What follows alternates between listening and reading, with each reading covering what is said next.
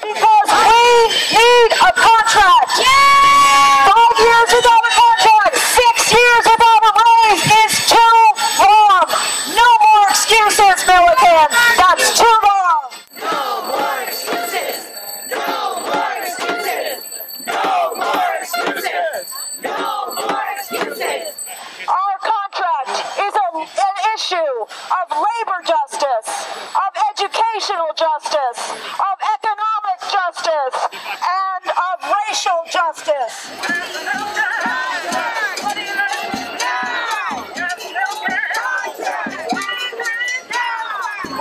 The clock is here to wake up the Chancellor Milliken to the fact that he's got to make us a financial offer for the new contract.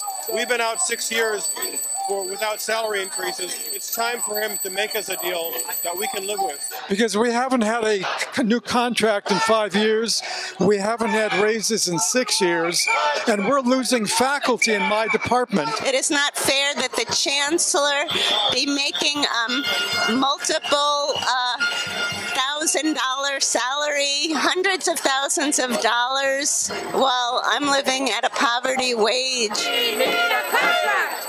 We need a contract. We need a contract. We'll be back.